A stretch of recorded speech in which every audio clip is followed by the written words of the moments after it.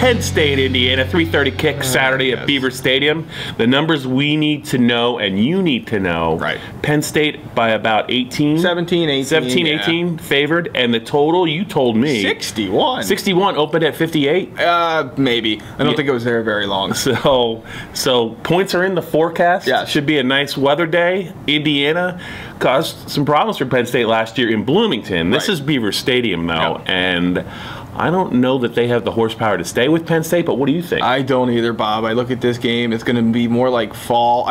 Now, we both thought that cramping was and fatigue was going to be a big issue in Iowa. It was so hot on the field there, and no one had any issues, so that was kind of surprising to me. They'll probably pop up this week now that the temperatures are going to be in the mid-60s, but I think that both teams will be able to run in this game, and no one runs better than Penn State when it's time to go. And by run, I mean score points, not necessarily run the football. But at any rate, I look at this one, and last year, Indiana did some things on defense that stymied Penn State, and James Franklin said that Iowa presented similar challenges on Saturday, and Saquon Barkley still had 358 all-purpose yards. So I think they'll learn from that. There's no question about that. I don't think Indiana's offense can go the way it used to without Kevin Wilson, the former head coach. He's now at Ohio State. So I think they get some points, and I think Penn State gets a whole heck of a lot more points. I picked it 50-21 Nittany Lions.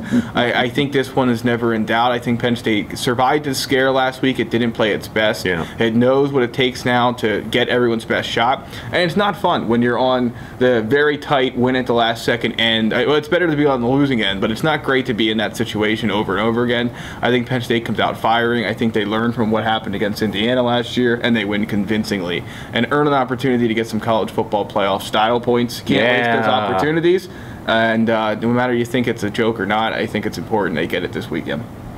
Yeah, I think that last year's game was 45-31 in Bloomington, and Penn State was actually trailing in the fourth quarter. Indiana had a chance to do some more damage, but they couldn't put Penn State away. And when you have a chance to put this team away, you got to do it. They couldn't do it.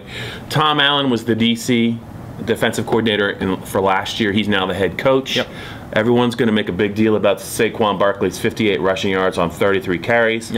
I would say that the evolution of this Penn State offense specifically centers around Saquon's ability to make plays now as a receiver. He leads the team in receiving yards, I think, with 335. And also, Trace McSorley, I think, is going to have to run the ball a little bit to loosen up this front.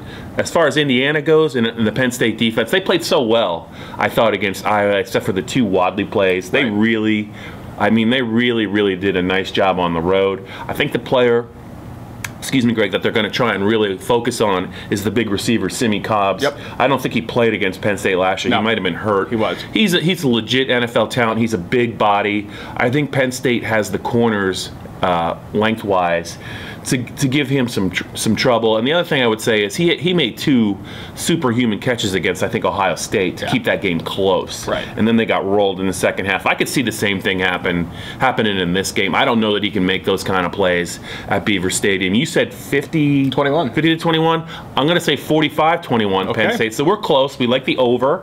And we like them to cover. And I definitely think you're going to see them finish more this week. They couldn't against Iowa, but at home it's going to be a different story. All right, that's our picks. Let's look at some staff picks as Penn State takes on Indiana this weekend.